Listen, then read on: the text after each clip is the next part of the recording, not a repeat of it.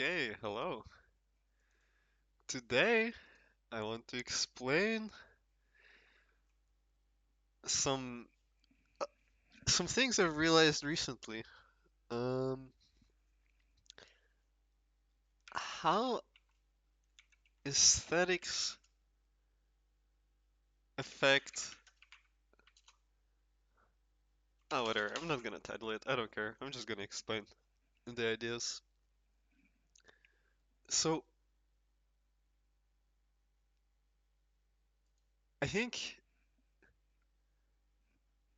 at least I think a lot of other people start out with an assumption that there's a correct and a wrong way of doing things. Um, there's a right or a wrong way to run. There's correct form. There is um, bad form, and if you run with good form, you're obviously going to win, right? It's a very simple concept that we probably got from school or from probably from school because there's a right or and a wrong answer, and if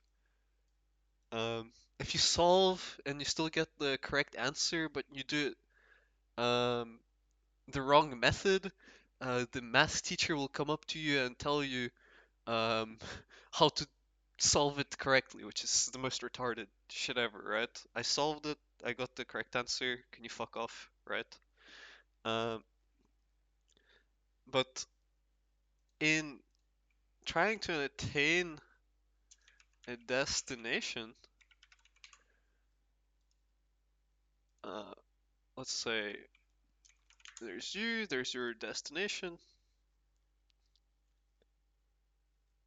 and in reality, there's infinity of paths. If you really pay attention to all the small details, all the variations, there's really different ways of attaining the same thing. Um,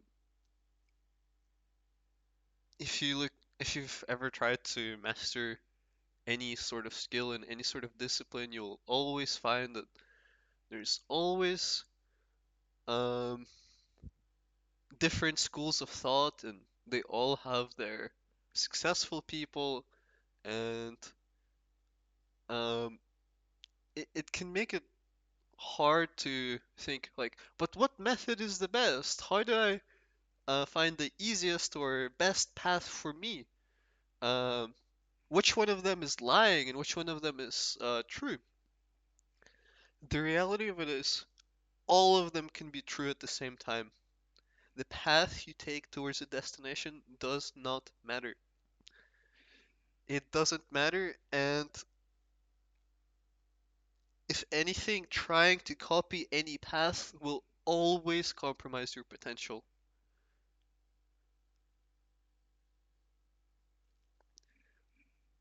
Let's look at why that is.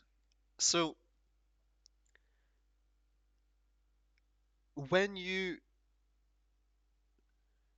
do something, you have different modes of engagement. So, for example, I'm not gonna focus too much on specific form because I don't know, like how interesting is it? Oh, you can train your running by doing different types of exercise, and some of them, um,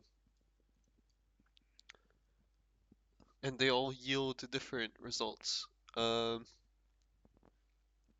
or they work in different ways, and they all can yield results. Whatever. Um, what I'm talking more about is how you try to engage with things on a emotional level. For example, right now there's the schools of thought are grind, work hard, and that works. That really works. If you have an aesthetic in your head that allows you to feel or see beauty in this approach. Um,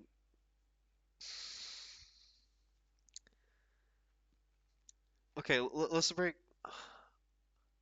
I'm gonna go on a bit sideways topic, but it will connect, and you'll see how very soon.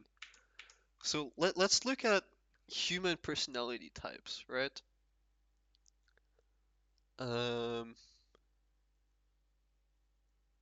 what can we let's even look at media, right? Uh, Let me think.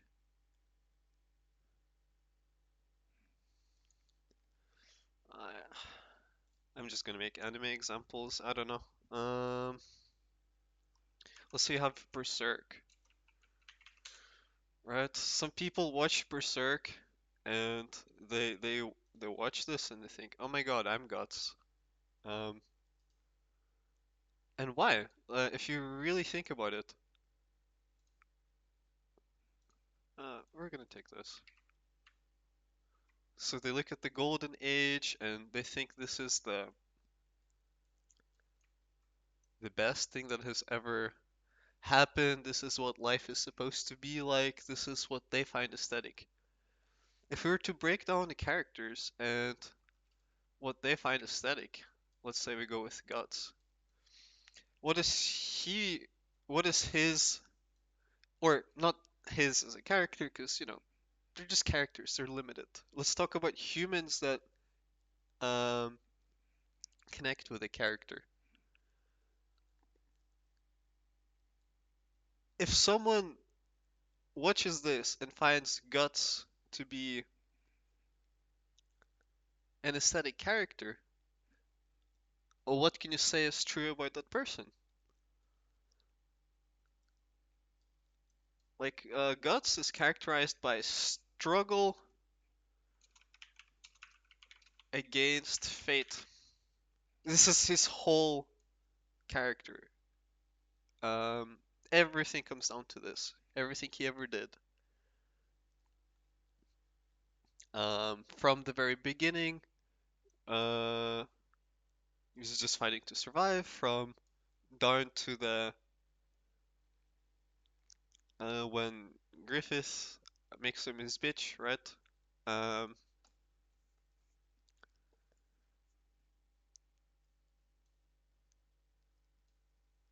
he's a very, how should I say, the person who finds this character to be aesthetic is going to really enjoy the idea of overcoming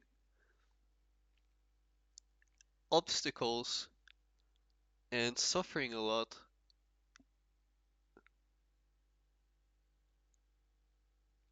I guess that's it actually. And they will have an aesthetic in how they would express that or what they would do with that suffering, right? So for example, Griffith, you could also say he's also struggling against fate. He's also doing the same thing, right? Um, if you analyze it, he was uh, not a noble blood or anything, and he decided to do something that he wasn't meant to do. In terms of he had a dream and he decided to accomplish it. And in that sense, he was also going against fate. The difference between the two is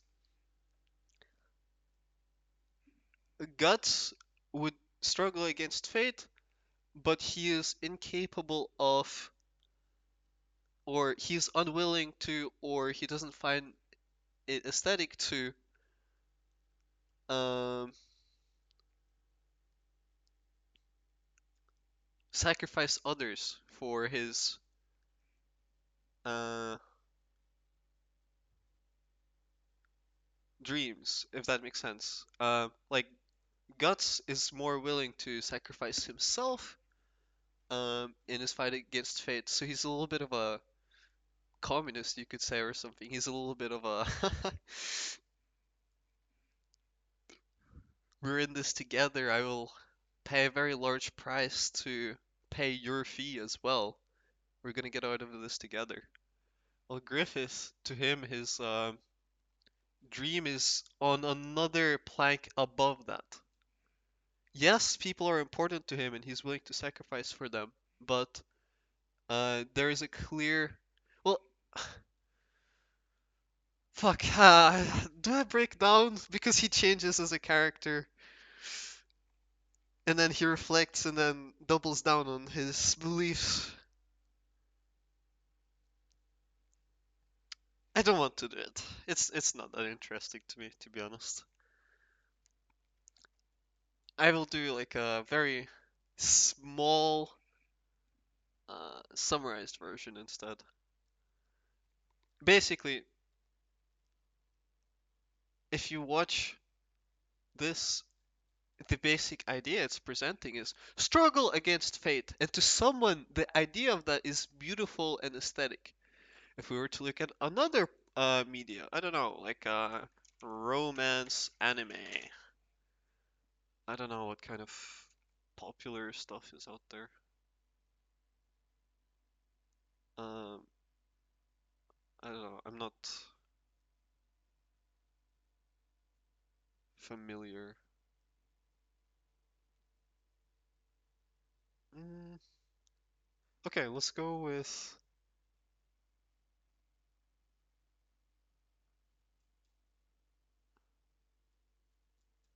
I don't know. I haven't watched some of these, but I understand the aesthetic behind them.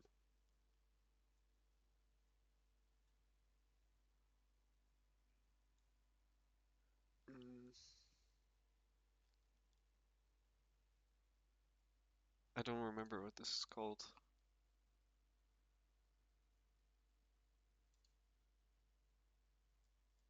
Whatever. I'm just gonna copy image. I don't remember what it's called, but I know what it's about. So, if you were to take down.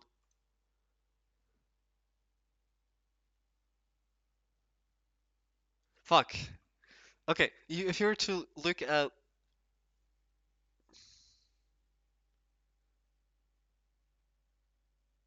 No, I think it's a bad example.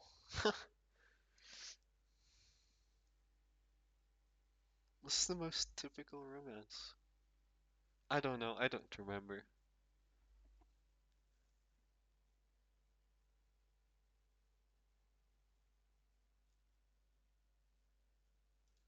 Let's say this. I haven't watched all of it, but I guess we could break down the two. So, what's the aesthetic of whoever enjoys this type of shit? Um, I will. Let's think. Like, how do they think? If someone has this on their PFP, what does it tell you about them? It tells you that the person enjoys the aesthetic of.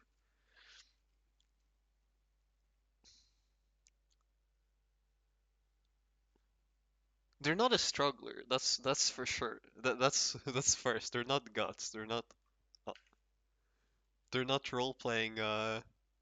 Struggle against fate for them is more about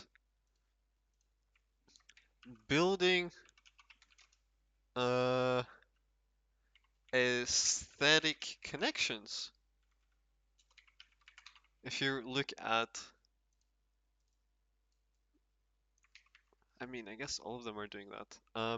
But what would they consider to be aesthetic? Uh, it'll be something. I don't just mean visually. I mean in whole senses. It'll be something like uh, find a beautiful girl and she will, I don't know, and try to understand her or whatever and connect with her, and maybe she will see how much beauty you see in her, and then um, you will connect through seeing each other as beautiful, right?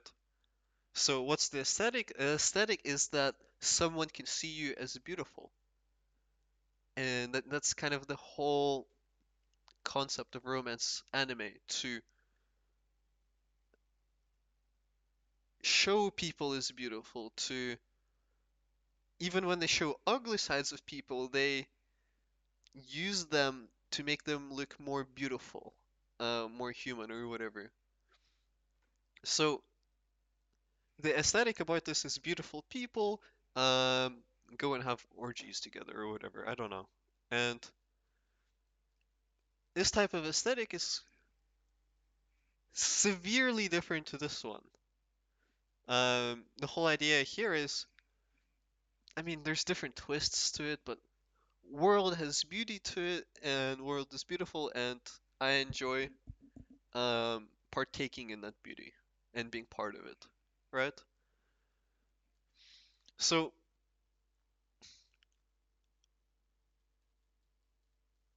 this is an example of aesthetics and what people see as aesthetic.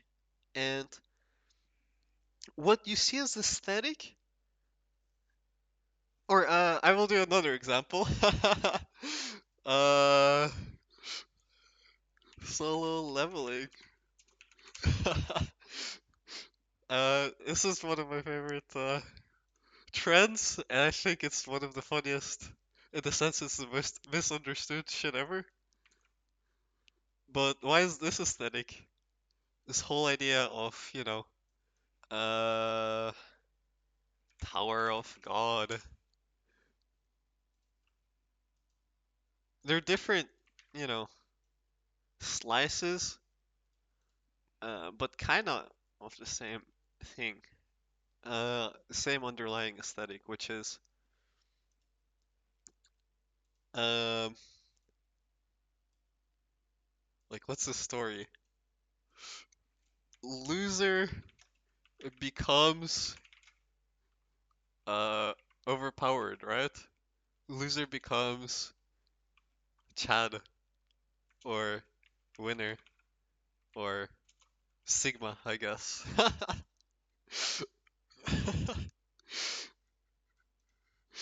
So,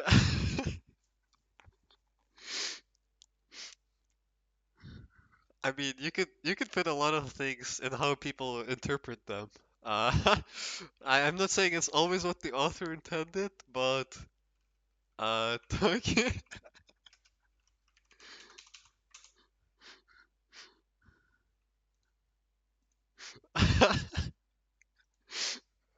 Oh my god, I'm laughing because it's just how far off of some of these are. But it genuinely, when I speak to people, it is how they interpret them. So, interpretation is not something you can argue with, right? It's objective reality, right?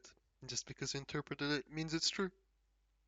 Um, okay, so you could categorize these to say, oh, well, I guess it depends on the viewer, right? Someone will look at this and be like, yeah, they're all the same, they're all loser becomes Sigma. Why is that aesthetic to people? They like the idea of growth and they like the idea of that they can become someone strong because maybe they relate to the loser side. We relate generally to underdogs because we're um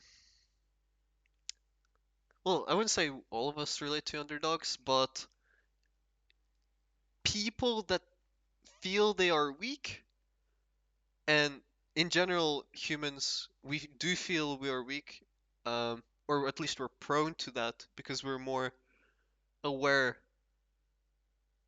of our weaknesses than it looks. How should I say? You might know your weakness, but socially, you're not going to try to display it, um, and it will create a vision that you're stronger than you actually look if you're really weak and you're, scared of showing it, which is most people. So you will create this whole persona of being strong, and in a society where everyone's doing that to protect their weakness, everyone's trying to look smarter than they are. Everyone's trying to look better than they are. It creates an illusion that you are the only weak person. Well, in reality, your vast majority of you are weak, and It's just small facades that try to break this up, or try to cover this up. So most people relate to this loser on a personal level, and seeing this loser become strong, or Sigma, become free of this, weakness, has an aesthetic to people, and these are just different flavors of, that appeal, and they carry different ideas. And these are good, you know, good works of art, right? Um, so the aesthetic here is progression. And also, this type of isekai genre, uh, whatever. There's so much different aesthetics. There's aura farming, like Overlord. Look at him, he just became so strong. Um, what else is there? Shadow, Eminence.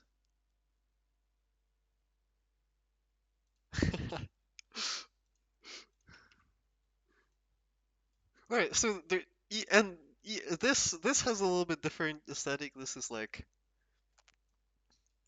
I mean, they intersect for sure, but the aesthetic here is what? Like if someone tells you they like Overlord, to me, I always know they have like really low IQ. At least that's something I noticed, or at least really low like emotional intelligence.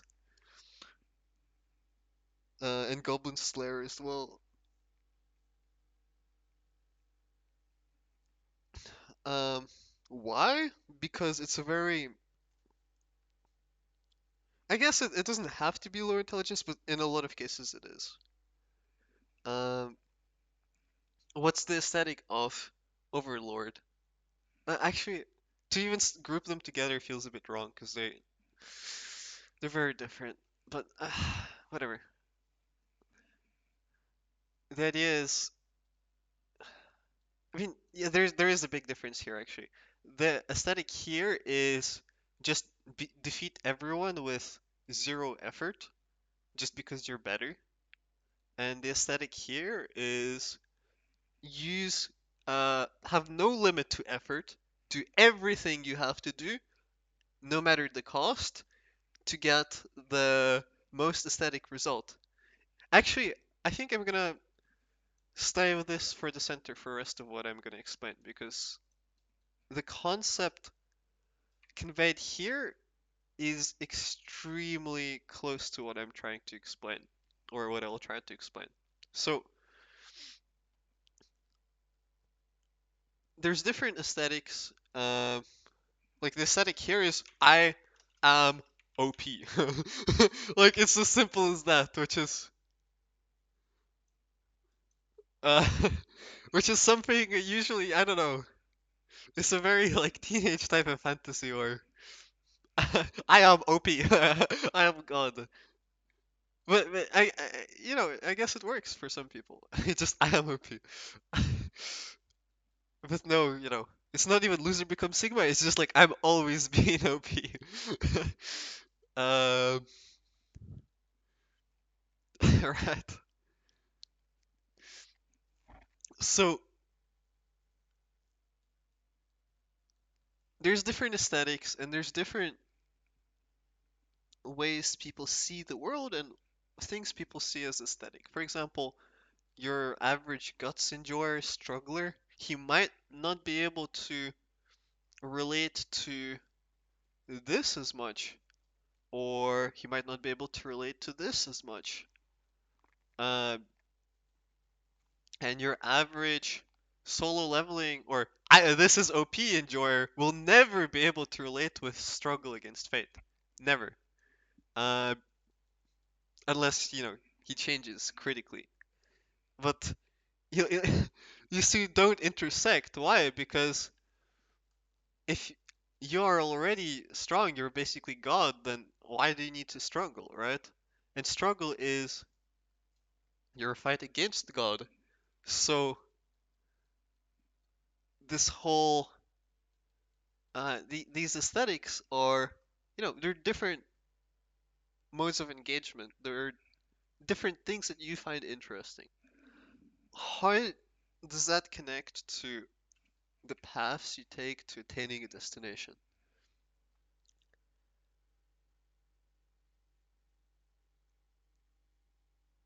Actually, I'm gonna do one more example. I need to do David Goggins because it's just all over the fucking our culture. It's infected us. It's another aesthetic. It's just at the end of the day, it's just content, right? Uh, this is an example of a person who has told himself that he's like the most. He's not really guts, but he's kind of like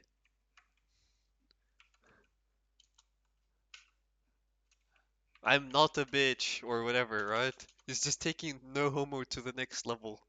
Uh, uh, can't break me like his book, right? Like his whole aesthetic is again kind of struggling against fate and not giving up no matter what. He's idol of hard work. Um, and he lives his life by this aesthetic. Okay, so there's different aesthetics, and all of those aesthetics are also paths to how you can engage with something. So, for example, let's say you have a challenge, you want to do something. Doesn't matter what it is. It could be a homework, it could be climbing the Mount Everest, it could be doing a triathlon or winning a boxing fight, whatever the fuck you're doing, right? You can get there by different aesthetics. Uh, that's why if you look at people in the top level of anything, there might be some trends, like certain sports or certain disciplines will attract certain types of people. Um, for example, loser becomes Sigma. Like, does he need to do a triathlon? Like, what's that anything got to do with this aesthetic? That's something that's less likely to attract that type of audience. Um, or building aesthetic connections. Like, can you even build aesthetic connections in a triathlon? Maybe. Someone might find it in that, but uh, whatever. So there's different, how should I say, dispositions, but they're not limiting factors in a sense of you could arrive to the top of Mount Everest and be any of these. It doesn't matter who you were. You can't just say everyone who arrives to Mount Everest was David Goggins and had this mindset of can't break me. Everyone that did this, no, absolutely not. That's absurd. And when we try to copy other people or when people give advice, like they always try to project their aesthetic. They're just like, you just have to be like this to go there because that is the path they have explored locally. So they, for example, I don't know, if you ask David Goggins how he got to the top of the mountain, he'll say, "Can't break me. Uh, who's gonna carry the boats, right?" If you ask, uh, I don't know, one of his party members who's just enjoys and ask them why they did it, they'll just say, "Oh, I just really enjoy walking with my friends, and we ended up conquering the Mount Everest together." Like, it's not the same. And then you ask someone else with, a different aesthetic, they'll have a different answer, and those are infinite. Those are different, ways of engaging with your own life. Someone enjoys living their life this way. Someone enjoys trying to live their life this way. Someone I need to explain this because I've made a strong claim that these people are retarded, and I haven't explained why. They're retarded in a sense that, of course, and not because they have low intelligence, it's because to protect the image of being overpowered usually means never trying anything that challenges you.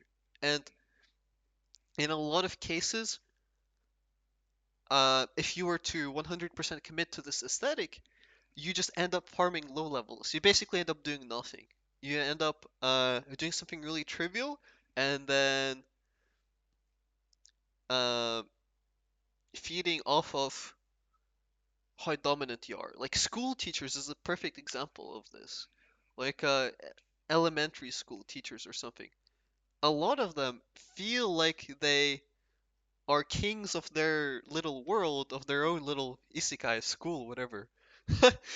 Oh my god, I'm boss, I'm so cool, I'm so smart compared to all these people that been on the planet for like 5 years. Uh like yes, you are overpowered and you would put yourself into environments where you are consistently overpowered, but it's something that goes against growth. So if you really like the idea of being overpowered, but you don't have this aesthetic of uh, challenging yourself and growing, or feeling weak to some degree, you're not going to put yourself in situations where you even feel weak, um, or you're going to avoid them like a plague. So that is a very anti-developmental aesthetic in many cases, but you can have this aesthetic and still be extremely talented, extremely good. But as a trend, it's very hard to find people that have this aesthetic that aren't trying to cut corners, because the whole aesthetic itself implies that you never got challenged, um, or it was never a challenge to begin with. It's the equivalent of in a MMO like farming level 5 mobs when you're level 60 and just staying there. Okay. So again, there's different aesthetics, there's different paths, and why is it important? Why can't you just be like, well, all my life, everything that I enjoyed, I did with this aesthetic, and now I'm gonna become David Goggins, can't break me, and climb the mountain. Why can't you do that? Or like, why can't I just copy David Goggins? The thing is, those aesthetics or the way you try to approach something will change how you engage with something or how active you are when you engage with something. For example, if you were to show someone like this, uh, how should I say? We have aesthetics that we like and we have aesthetics that we don't like. And ones that we don't like, we can't connect with. They're, we're unable to engage with them to the same degree. And hence we can't focus as much as we could before. Uh, for example, if you have two people trying to learn math or whatever, right? They're trying to solve a problem. You have someone who's like, "Oh my God, that is so useful, um, because I could use this and um, in my, I don't know, building project or whatever." They have an aesthetic of how this contributes towards what they want to get. And another is like watching it and they don't know why they're learning it and it's not that interesting to them on its own.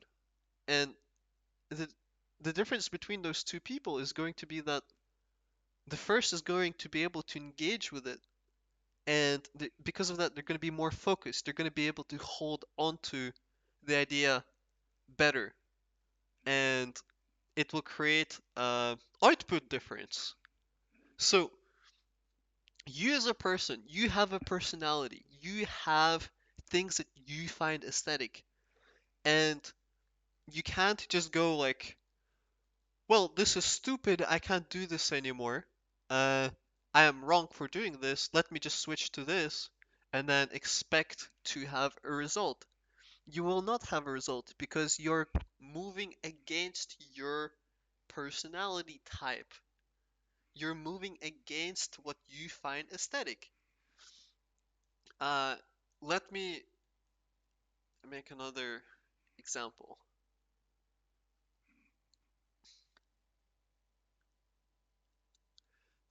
Okay, let's do a thought experiment. Let's say we take David Goggins and we taught him the way of doing his workouts, everything that he's been trying to achieve, right? And we give him a painless way of doing it. I don't know. We injected him with morphine or something. It doesn't really matter. We find some muscle steroid or whatever, right? And we give him all these steroids, we give him all the morphine, and now he doesn't feel pain.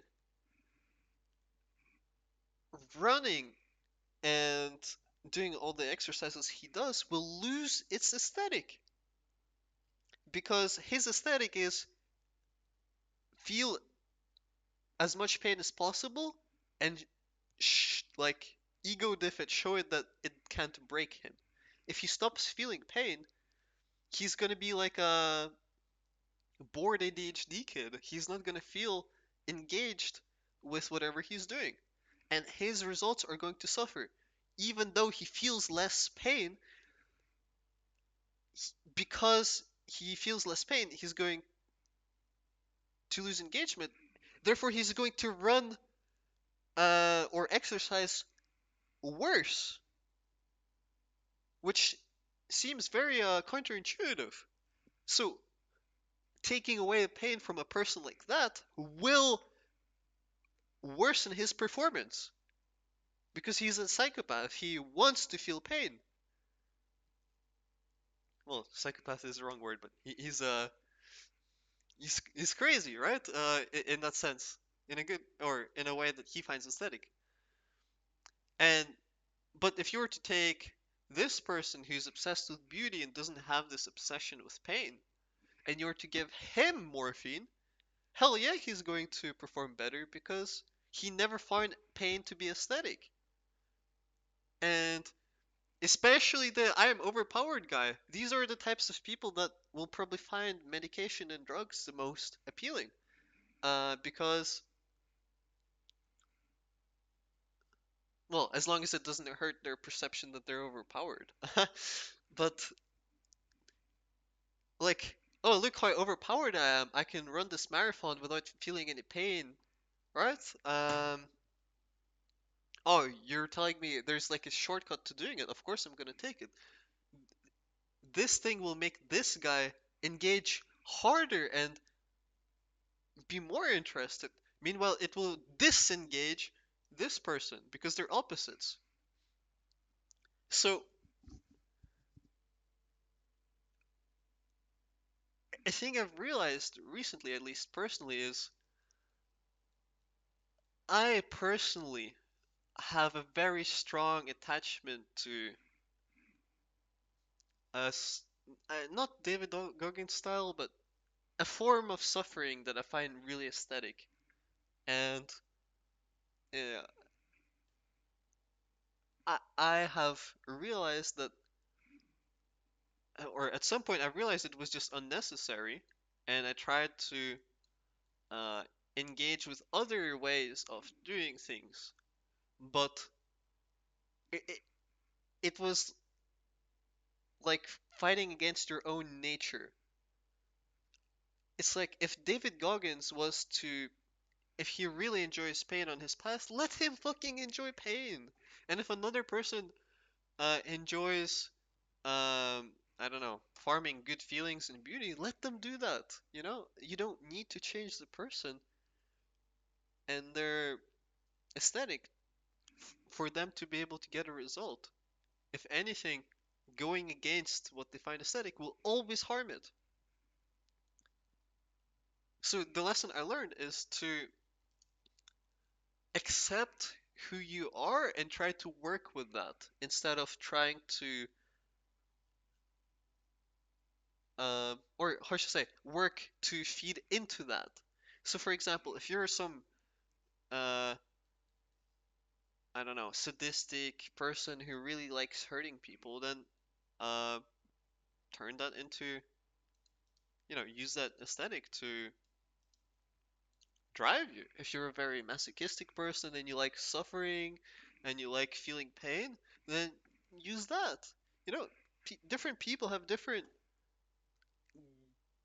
games that they like to play in their life. As in, for example, someone is there, like, I don't know. A lot of people, like, the game that they like to play is like, oh, look how bad my life is and how justified I am in being loser. Meh, meh, meh. Or like victim imagery. Because they find the idea of being a victim aesthetic. That's all it is. And if they want to be a victim, and if they want to be in that, then they will be that. And if they were to try to, um,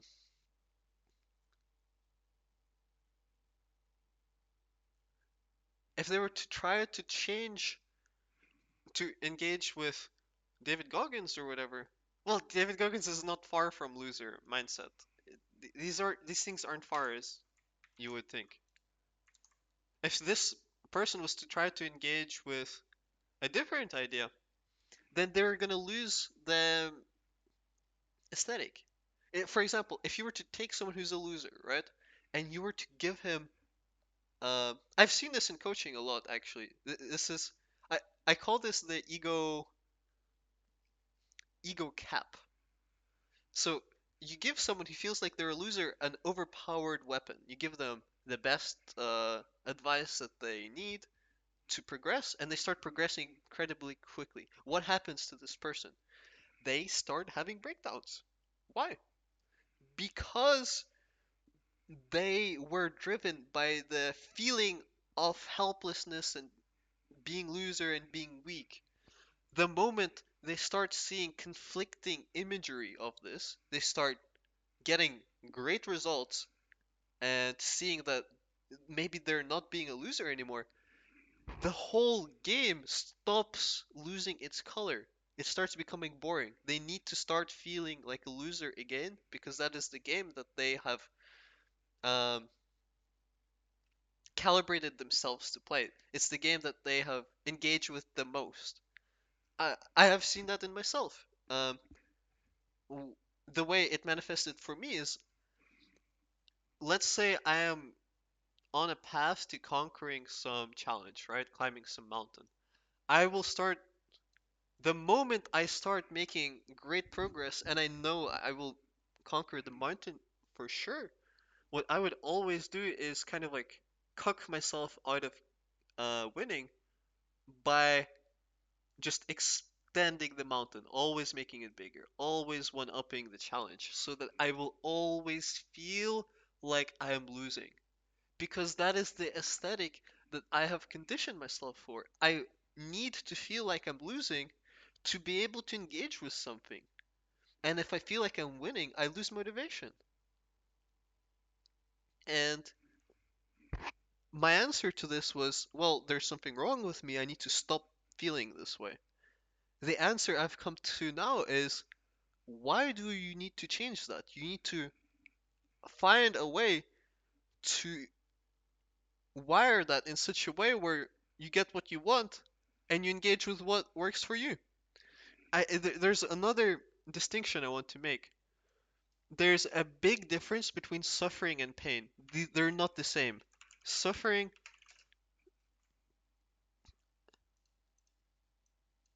uh, and pain. And we like to conflate the two,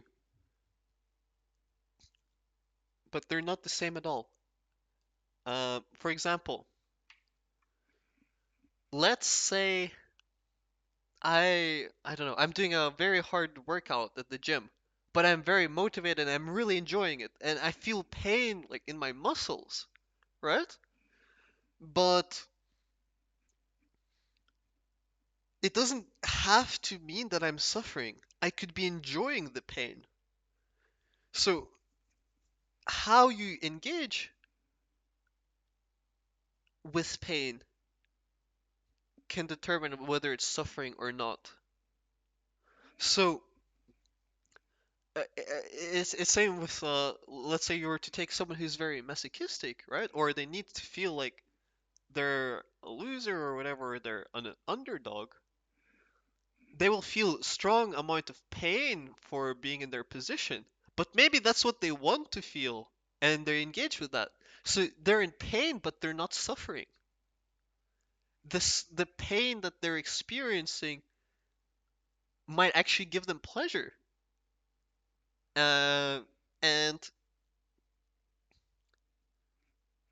those things vary, person to person. To someone else, they will be at the gym, and to them, feeling the muscle pain is always suffering because to them, the idea of uh, the idea of uh, feeling pain on their path is against their aesthetics. They want to maximize their self value.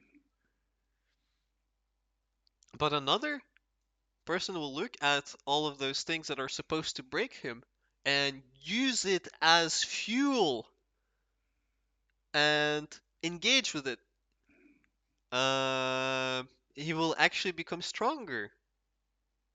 Like I think David Goggins is exactly this type of person. He's someone who has realized or he has found a way to turn his pain into the greatest form of pleasure, and he's just farming this euphoria. He's just farming pain. He's just in his life trying to find pain because that is his greatest drug. That is his game that he's so addicted to. It's like gambling addiction to some people. It's what gives him that hit.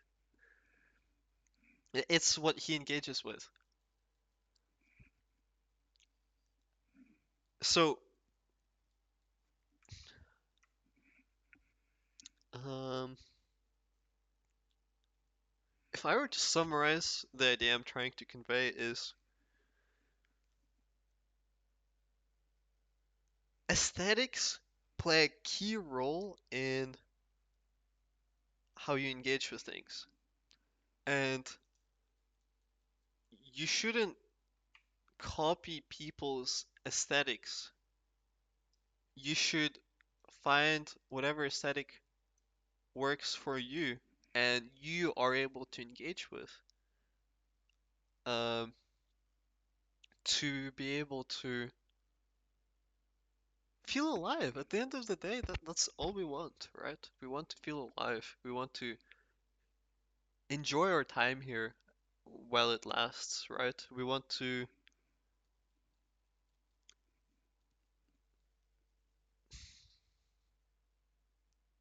play the game that we have, created in our head. To someone, it will be something like, I've got one car, now I have another car, right? Maybe that's the game they have made aesthetic in their head. The richest is the best. To someone else, it will be farming friends. Another will be social status. Another will be farming, pain. Another will be farming other things. Everyone has different things that they engage with, and it's important to find what that is for you, and that is going to be unique to you, and that is the driver. That is what drives you to do things. The problem I've run into in the last few years is I have rejected my sources of um, engagement, things that I used to engage with, I stopped seeing as I decided that they were wrong. I decided that it was a flawed approach. And as a result of that, I ended up completely stranded with nothing to keep me going, with no fuel, with no energy. Because the energy comes from the aesthetic that you engage with. Again, uh, I just to really hammer it in, I'm gonna give two other types of examples. Let's say your goal is to climb, I don't know, a certain altitude, and you have different animals. You have a bear, you have a freaking, I don't know,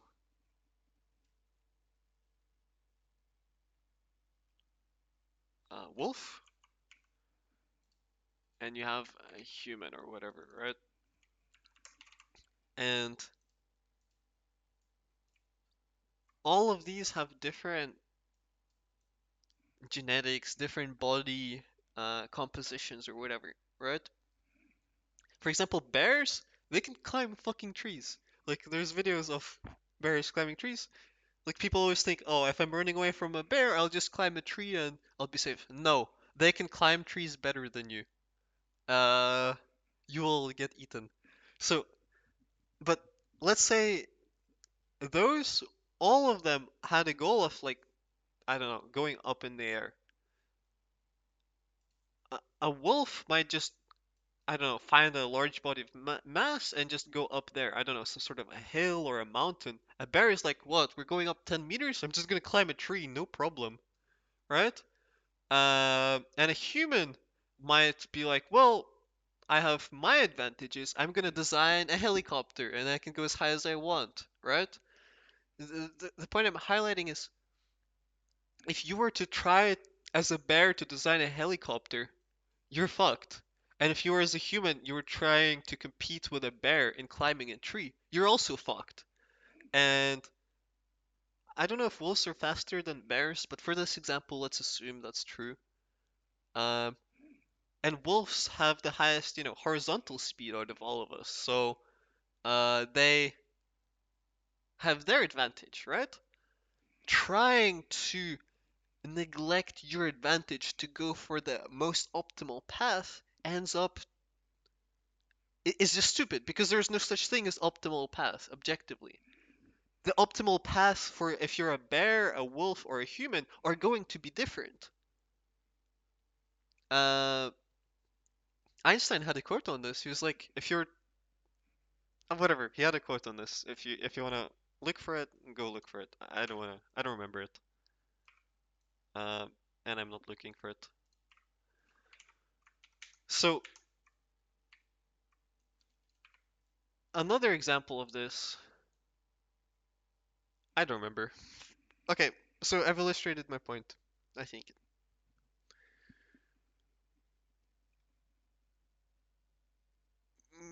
Is there anything else I want to explain?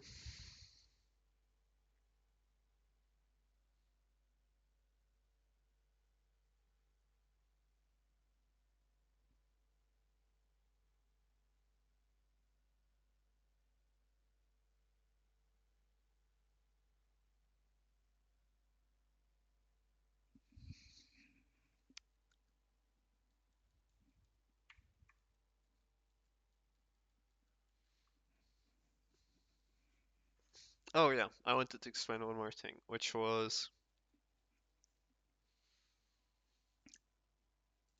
you need to understand what are the key things that make something easy for you to engage with it. For example, with David Goggins, you take away his pain, he will lose his engagement.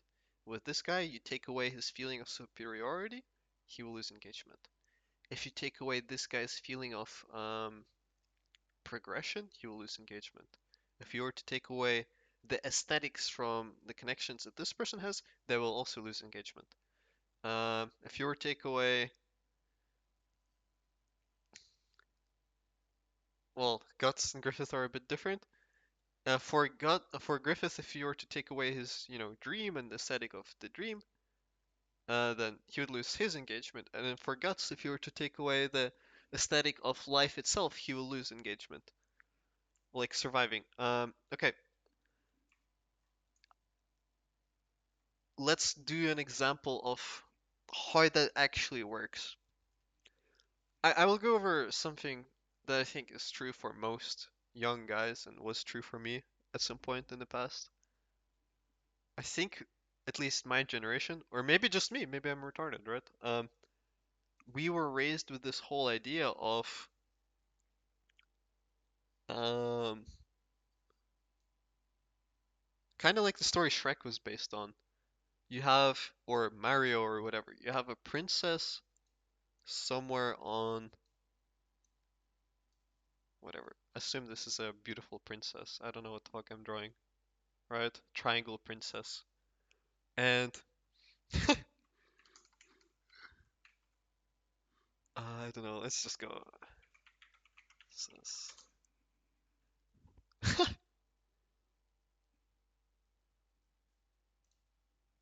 Okay. Oh yeah, Beauty and the Beast. I think that's something I watched in childhood. I think that's a core inspiration to what drove, my aesthetics at some point. So I had this idea of,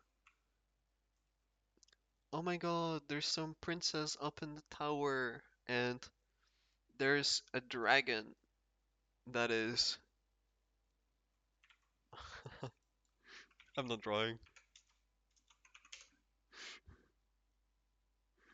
We're not doing that today.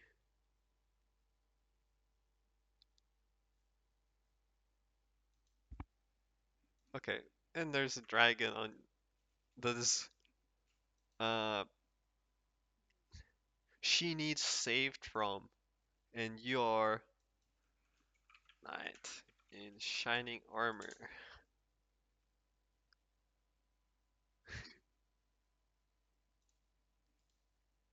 Oh my God, the white knight.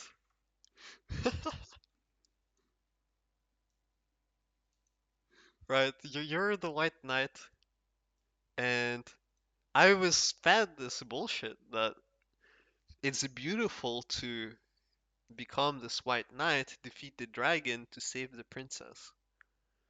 And I'm sure that's a familiar concept to most of you guys. Um, and for if there's any women watching this, you'll see how hard a lot of you fucked up, to be honest. It's really not that hard to keep guys interested. Um, so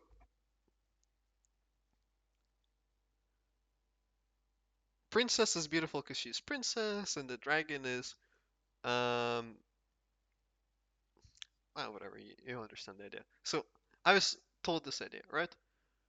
Imagine if we were to do like little spin-offs of this story. So we have our default like Beauty and the Beast. You have the Beast who defeats the other monsters, and only a monster can defeat another monster, right? Um,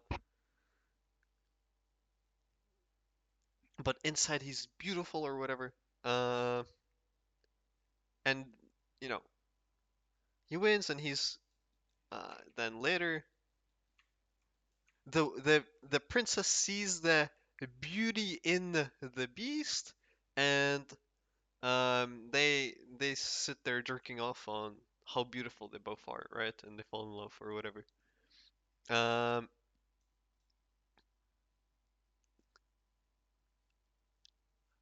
this aesthetic is very fragile because imagine if the dragon isn't actually evil. Why do you need to kill the dragon if the dragon is just chilling and he's not even harassing the princess? She's the one that fucking climbed into his tower and is like, "Save me!" Like, bitch, you're not even paying rent. Like, what if dragon had nothing got to do with this? Then you're like, yeah, what the fuck is the princess doing there? Is she stupid? Um, Or let's do another one. Like, if the princess is stupid and she got into the tower and she doesn't need saving, then it loses the whole aesthetic of I'm going to save her. It's like, what do you mean I'm gonna save her? She got into this herself, and she could easily just walk down the ladder that's on the big tower, but her fat ass is, uh, for some reason finding it aesthetic to sit there and be like, save me. Like, that's her aesthetic, right? Um,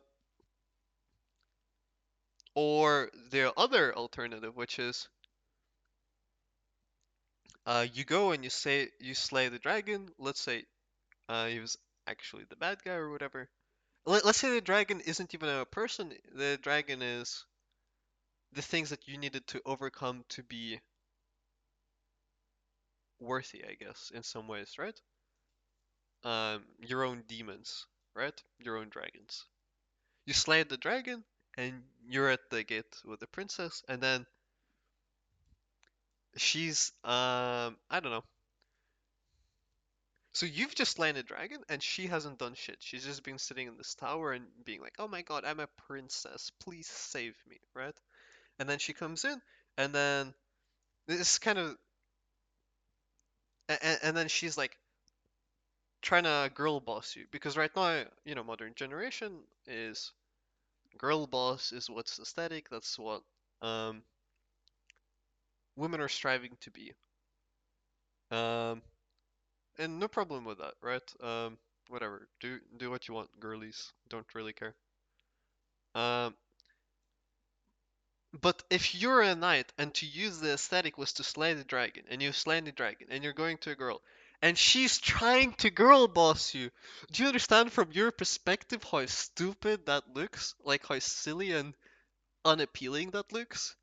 It's like, bitch, if you wanna boss me, then it should have been the other way around. I'll be the princess in the tower, and you go and slay your dragons, girly. Like, except for the problem about girl boss aesthetic is that they don't slay dragons because they're all, um, their approach to actualization is just manipulating people and using them to get their ends. That's like the whole aesthetic of girl boss. Like, look how valuable I am that other people do the things that I need to, or I'm. At least that's what I've observed. Like in there, it's very rare for them to actually go and slay the dragon themselves. And if they did, it would actually be pretty aesthetic, right? Um, and we would appreciate you, girl bosses, much more if you guys were not just faking it, to compensate for some things, right? Um, like if we were to talk about like a true woman that truly slayed the dragon, that would be aesthetic. That would be beautiful to us. Except for if you go and you slay a fucking, I don't know, dragon's little brother who's like infantile and you step on him, right? And then you're like, I also slayed a dragon. We're now equal. No, we're not. We're not. Like, for me to be on equal terms with you will mean that I have zero, like, self-respect. And this is for some reason this is a very hard concept for modern people to understand. This is not simping to demand respect um for what you're worth, for things you have done. Um,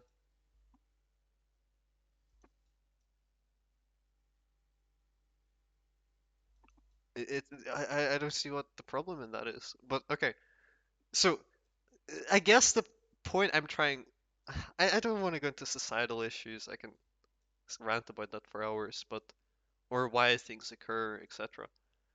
But the reality of it is if you're a knight and you just change something even in how the princess treats you or how she sees you, uh, like I think a core thing in even the fairy tales Beauty and the Beast, like the princess is innocent and she's virgin or whatever, and she's very young. Imagine doing this whole like slaying the dragon ritual bullshit for like a 50-year-old MILF who's been through a marriage for like 20 years. Like you will feel not the aesthetic loses its appeal if it's because it's a core factor about the princess. And you could argue about why does he want this or whatever. Like fuck off, who cares? Um um I mean the same is also true since I've made it so much like a male fantasy. Let's do a female fantasy, right? What's the female fantasy? It's like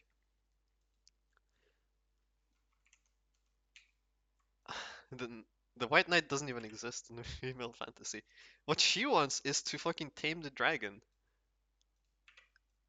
She wants to find the biggest dragon and um that she can handle at least, and then that dragon uh becomes tamed by her charm and beauty and her amazing whatever, right? He gets somehow manipulated into becoming docile and wanting to protect her so that she can go in her tower and be the princess and then have a dragon like guarding her tower. I think that's pretty close to even girl boss type of shit. I think engages with this. And then if anyone tries to challenge her, then this dragon is going to be like her white knight protecting her. She doesn't actually care um, who it is protecting her. It could be the white knight protecting her from dragons, or it could be the dragon protecting her from white knights. But it doesn't matter. It's still the same shit, right? Because to her, the aesthetic of being with, let's say you were to take a midget dragon who doesn't have any wings and being super weak, it will ruin her aesthetic of herself because uh, being involved with someone of low worth is the same as saying that's how should I say the people we choose for our surroundings are an expression of our own self-worth. If our own self-worth is very low, then we're willing to give a lot for very little. And if our own self-worth is very high, we're not willing to do that. So the bigger the dragon, the bigger the princess in terms of self-worth. Um, at least aesthetically, that's what is conveyed. Whatever, doesn't honestly not so interesting in my opinion, but I was just playing around with a common narrative, common aesthetic that people are prone to. For me personally, how this like whole aesthetic progressed. I was raised on this whole um, Beauty and the Beast as a kid and Spider-Man or whatever, all that bullshit. And what happened is I basically lost the aesthetic in this, and then I was like, oh, why the fuck do I need to climb the dragon? Like, what for? And uh,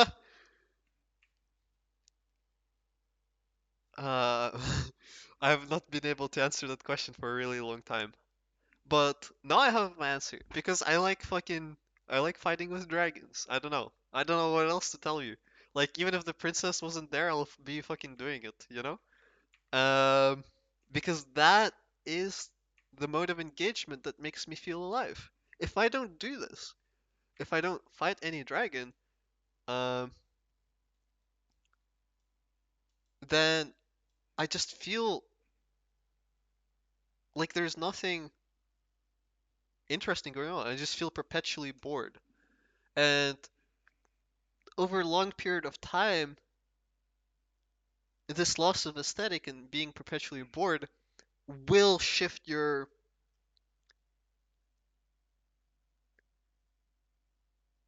uh do I explain this? It will shift your like central point. It will change your default state. Let's say you're fighting dragons all the time. You're always in good shape, right? You're playing. I don't know, you're in some form of competition, you're doing boxing or you're playing Face It or something like this, right? And you're always trying to conquer higher and higher hills. Then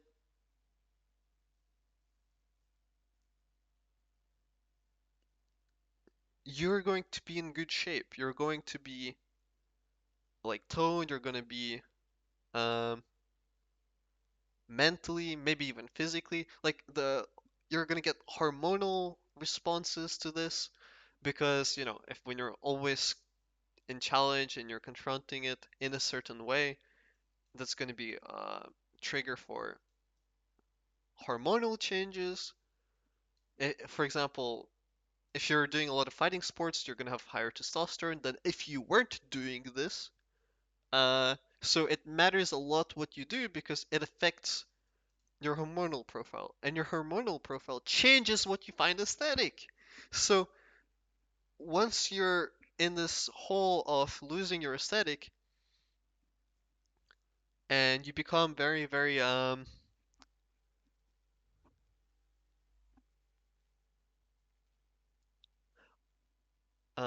should I say? Let's say you were not fighting dragons for 10 years, right? You retired. And then you were to come back. The same dragons that you used to fight and used to trigger like, oh my god, I'm strong, I'm keeping up with this dragon. You will not be able to keep up because you have diminished as a person. You are much smaller, you're much out of shape. And if anything, fighting this dragon will feel you will feel the difference between yourself and it becomes a little bit um how I should say. It will trigger negative hormonal changes. Feeling how inferior you are if I will explain this another time. This is a whole other topic that will take 2 hours to explain. Basically, in simple words, loss of your aesthetic will always lead to loss of self, and loss of self always leads to deteriorating health, deteriorating ability, deteriorating focus. Some of the things that I have experienced from loss of, I stopped playing Faces, I stopped competing, I kind of gave up on everything. And what did I experience in this time? I experienced what people call ego death, which is I just stopped caring about anything. My reaction time fucking doubled, as in it became fucking slow as fuck. I became it became impossible for me to even focus or engage with anything for long periods of time. Why? Because I was not able to connect to something because I stopped seeing aesthetics in things. And yeah, okay. I've given my example, I've explained how it works. If you're not stupid, you should have understood it by now. Um, I wanted to talk a little bit more in detail about this anime. This whole anime is about farming aesthetic. And I can't emphasize, like, it's a comedy anime, it's supposed to be ridiculous, but how accurate that is. It's ridiculously accurate. Farming the aesthetic is what gives you the strength, is the fuel source, is the energy source for doing great things. The main character here, what's his like loop? He's do something cool, right? Something that he thinks is cool, something that he thinks is aesthetic, and then he is getting uh his dopamine hit or whatever. He's get uh uh reward. Like for him, doing something cool is the reward itself, if that makes sense.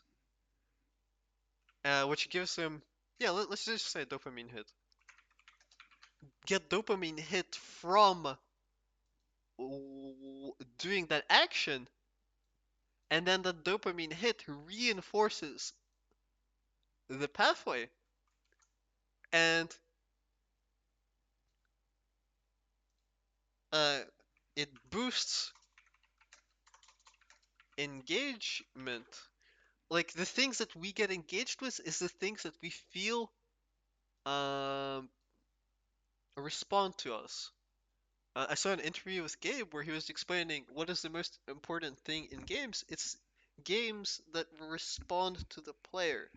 So, for example, imagine you were to uh, do something or try to do something cool, but it isn't cool. It's the same as doing an action and not seeing a response. And it feels like you're being ignored by the world, and that's very unfun. Seeing that the world responds to you, to your actions. Let's say you punch uh, a wall, the wall doesn't respond. But if you were to punch the wall using a tool like a sledgehammer, the wall fucking collapses, and holy fuck, that feels cool, right? Oh my god, I broke this wall. Wow, look how strong I am. And that gives you the dopamine hit of, oh my god, I'm seeing the wall move. I'm that boosts my engagement, that makes me feel more alive, and that gives me energy to do more of that activity. Any so the character here, he's basically just addicted to doing cool things, and that addiction provides the engagement that he needs to be able to put more energy into it. And his whole system is completely channeled on, it's completely addicted, completely remodeled into this. So he has one aesthetic and he has engaged with it to a degree that